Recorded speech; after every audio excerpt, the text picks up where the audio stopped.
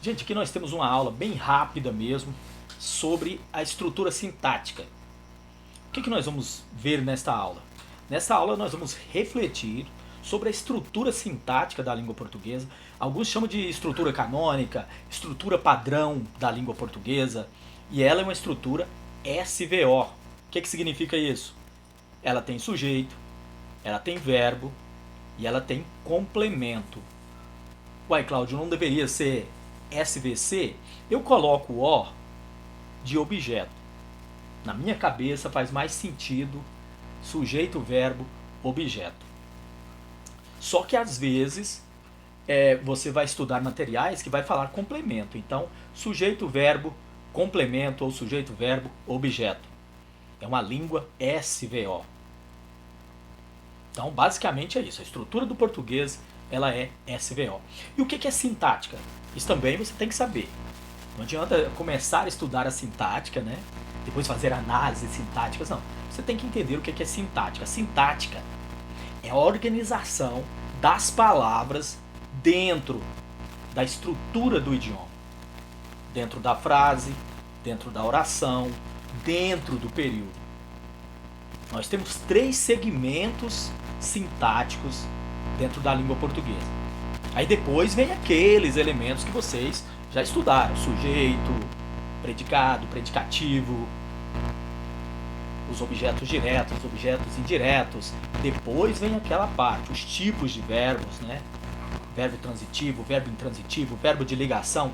Dentro da estrutura, dentro da frase, dentro da oração, dentro do período, nós vamos ter essa série de elementos, e aí nós chamamos de elementos sintáticos.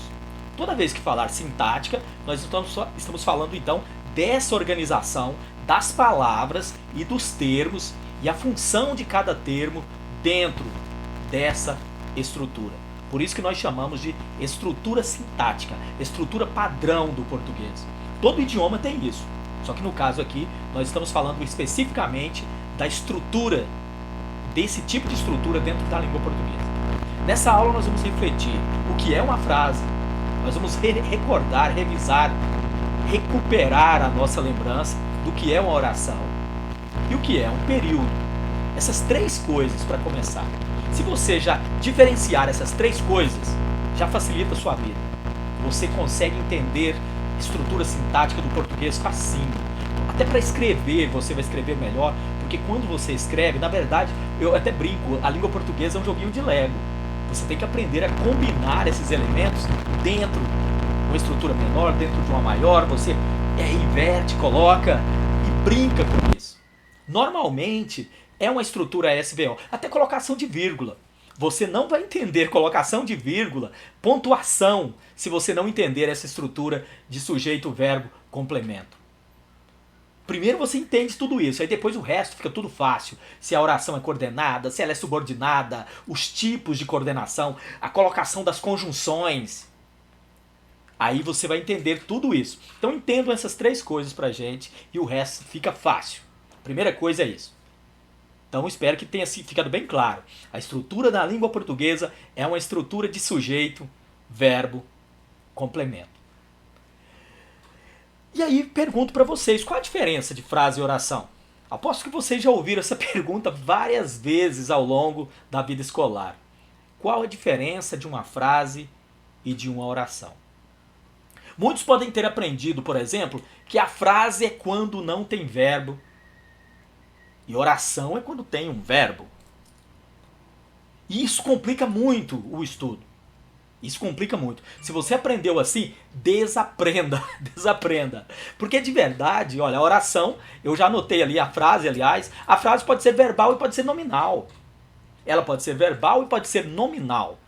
Olha, no meu mapa ali eu anotei. Vocês estão vendo que eu fiz um mapa aí, um mapa cerebral, só lembrando o seguinte, esse mapa é pra mim.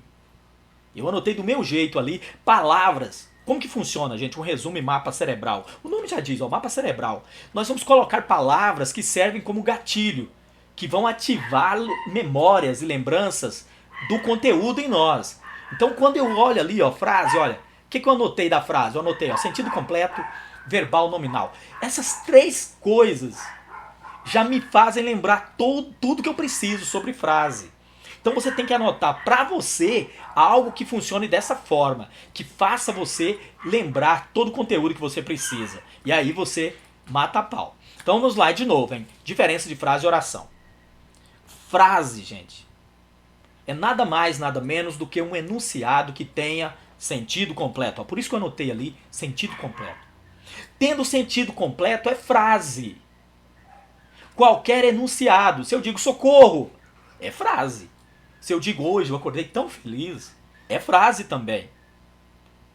Então pode ter verbo e pode não ter verbo. Vai ser frase do mesmo jeito, desde que tenha sentido completo. É a melhor definição de todas. Está na gramática do Ivanildo Bechara, o maior gramático de língua portuguesa, sem dúvida. As duas melhores gramáticas de língua portuguesa, do Ivanildo Bechara e do Celso Cunha. As duas melhores. E em ambas trabalha esse conceito. Frase é qualquer enunciado que tenha sentido completo. E aí nós vamos ter então uma frase verbal e nós vamos ter uma frase nominal. A frase nominal, claro, ela só tem nome, ela não tem verbo. Então se eu digo socorro, olha, tem sentido completo. Alguém sabe que eu estou precisando de ajuda, mas isso não tem verbo, então é nominal. E as frases nominais, elas são muito usadas em questões de interpretação. E a frase verbal? Toda aquela que tiver um verbo. Eu estou feliz. Olha o verbo estar ali, eu estou. Então é uma frase verbal. E oração? A oração, então, olha o que eu anotei dela ali para mim, para eu lembrar. Não precisa de sentido completo. A oração não precisa ter sentido completo. Mas ela precisa, sim, aí era verdade, ela precisa de um verbo, de pelo menos um verbo, ou locução. Que tipo de locução? Verbal. Tem vários tipos de locução. Ela precisa de uma locução verbal. Ou um verbo ou uma locução verbal. Se eu digo então eu estou feliz, é oração. Porque tem um verbo estar. Mas se eu digo se eu pudesse. Se eu pudesse. Ah, se eu pudesse. Olha, não tem sentido completo isso, mas tem o verbo poder ali. Então, vai ser frase também. Vai ser oração também, aliás, desculpe. Vai ser oração também. E o que é uma locução? Locução é quando eu tenho ali em cima, eu anotei em cima ali, é quando eu tenho um verbo auxiliar qualquer. O que é verbo auxiliar? Pode ser o verbo estar, pode ser o verbo ser, pode ser o verbo haver e outros por aí. Verbo auxiliar. E junto com esse verbo eu tenho mais um, que é o principal. Cria a locução verbal, ou seja, eu tenho mais de um verbo organizado ali na estrutura que vai formar uma ação só. Eu tenho mais de um verbo, mas a ação é uma só. Então quando eu digo João tinha ido, tinha ido, dois verbos. Tinha ido à festa. João tinha ido à festa. Mas a ação foi só uma. Ele só praticou uma ação. Ele foi. João foi à festa. João tinha ido à festa. João foi à festa. Quando a ação é uma só, mesmo sendo com mais de um verbo, então você não pode... Se alguém perguntar para você numa questão, quantas orações tem no enunciado? Você não vai contar todos os verbos. Porque pode ter locução, você vai prestar atenção. Se tiver locução, vai contar uma vez só. João tinha ido à festa, só tem uma oração, embora tenha dois verbos. Então a quantidade de verbos não necessariamente é a quantidade de orações. E quando eu digo se eu pudesse, é uma oração sem sentido completo. Para completar esse sentido, eu tenho que acrescentar mais alguma informação. Então eu digo se eu pudesse, ajudaria as pessoas. Se eu pudesse, eu viajaria. Olha, eu preciso completar o sentido dessa oração. Então a oração pode ter sentido completo, pode não ter. Quando ela tem sentido completo, a gente vai dizer que ela é uma oração coordenada, é uma oração independente de outras orações. A gramática diz desse jeito. Orações coordenadas são orações independentes, elas não precisam de outras orações junto dela para ter sentido. Pode até ter, ligado ali pela conjunção e tal, mas não é obrigatório.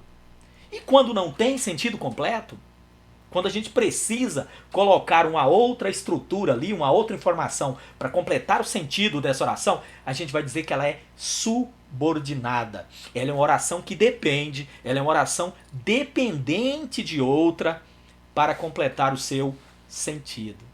É por isso que é importante então entender.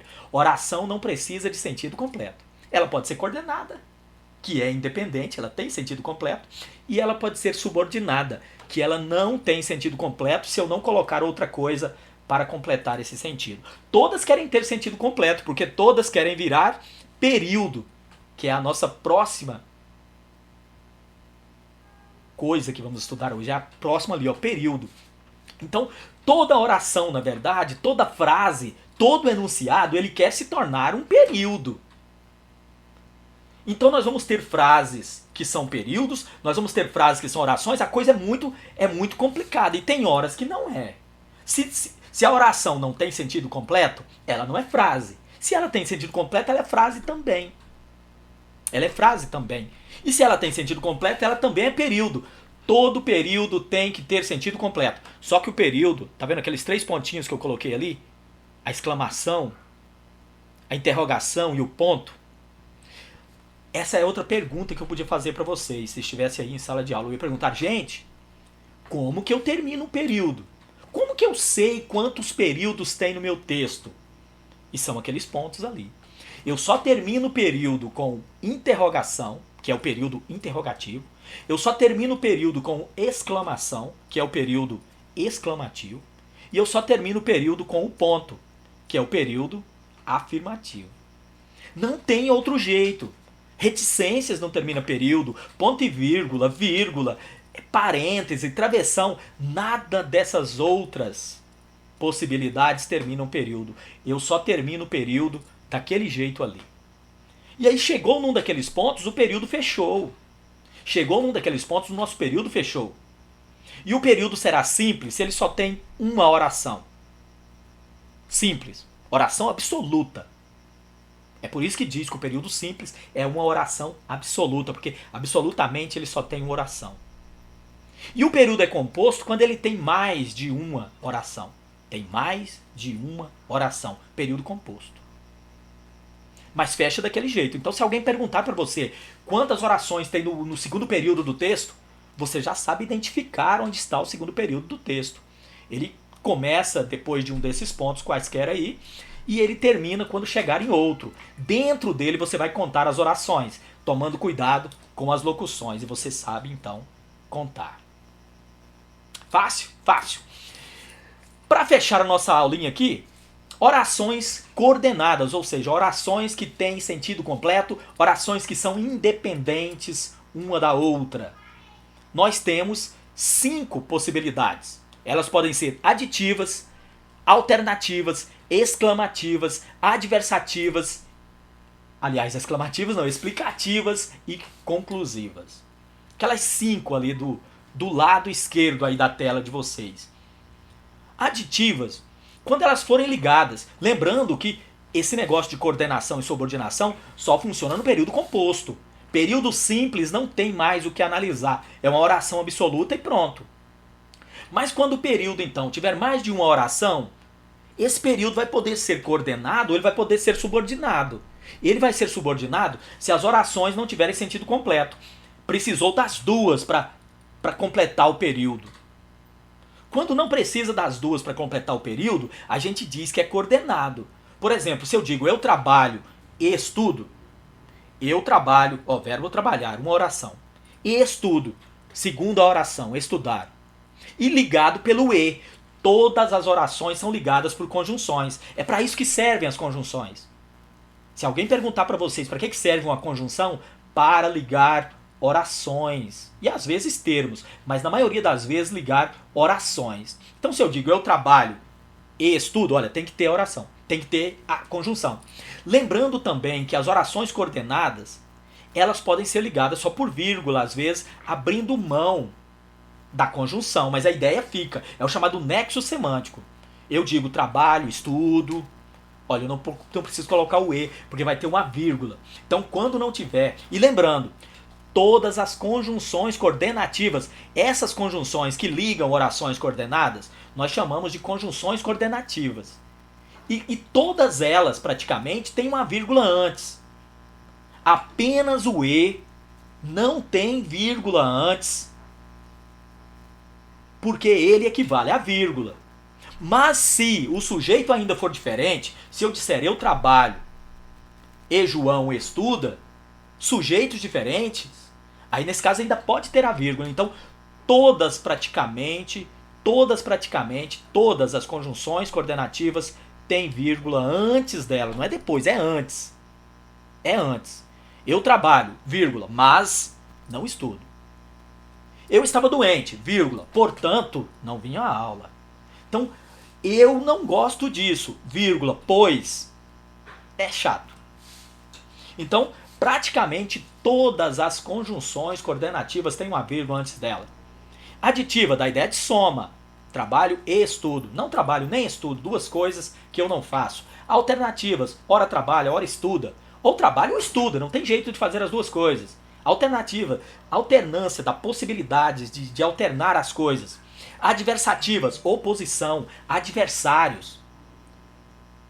Eu quero estudar, mas tenho de trabalhar. Adoraria estudar, porém, olha, que dá a ideia de oposição, tem a conjunção, mas, porém, no entanto, entretanto, todavia. Não precisa ficar repetindo o mas, o porém, o tempo todo na sua redação. Pode usar também o no entanto, o entretanto, todavia. Todos passam ideia de oposição. E lembrando, as ideias, a interpretação da frase, do período, é dada pela conjunção. Colocou a conjunção errada, você viu, já muda. Ó. Eu não trabalho, pois estudo, é a explicação. Eu não trabalho, mas estudo, já é oposição.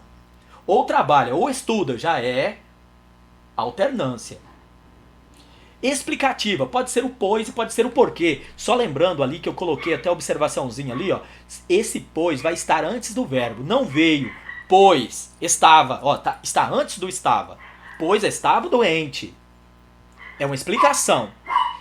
Agora, o porquê não, o porquê é a explicação mesmo. Não veio porque estava doente. Agora as conclusivas, e a conclusiva você tem que estudar muito porque ela ajuda na sua redação. Pode ser o logo, portanto, e o pois, se for depois do verbo. Os jovens não usam muito, mas o pessoal usava muito pois depois do verbo. Não veio, estava, pois, doente.